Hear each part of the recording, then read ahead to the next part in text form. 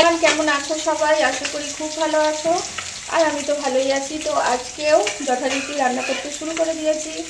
তো আজকে কি কি করছি চলো তোমাদের সাথে একটু শেয়ার করবো। দাঁড়াও দেখাই কি করছি।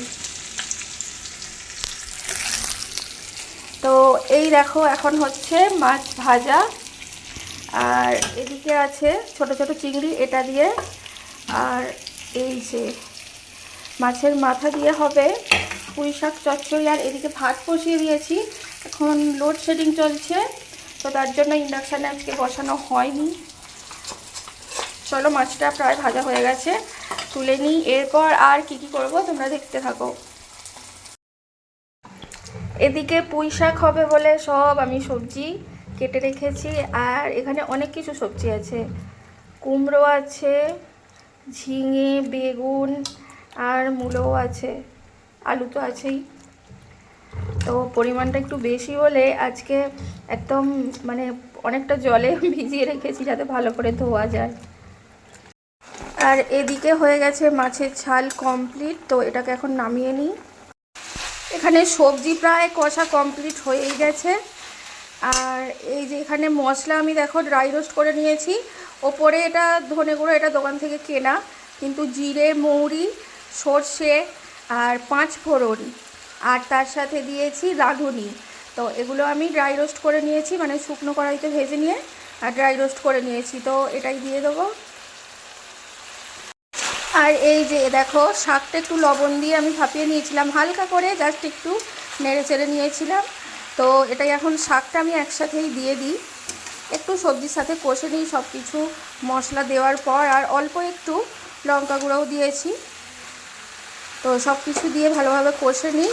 মাছের মাথাটা আর বড়িটা আর চিংড়ি মাছটা একটু পর দেবো। তো চলো তরকারিটা বসিয়ে দিই। তো তরকারি তো বসিয়ে দিয়েছিলাম, আর একবার মাঝপথে খুলে দেখো। তো তরকারি তো বসিয়ে দিয়েছিলাম, আর এখন দিয়ে দিলাম অল্প একটু ফুটে যাওয়ার পর এই যে মাছের মাথা আর চিংড়িগুলো।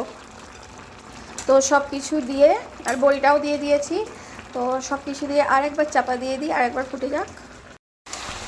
দেখো এদিকে তরকারি কিন্তু কমপ্লিট হয়ে গেছে, জাস্ট একটু নাড়াচাড়া করে। আর এই যে সবজিগুলো একটু ঘন্ট ঘন্ট করে দেব, দিয়ে আর একটু চিনি দিতে হবে।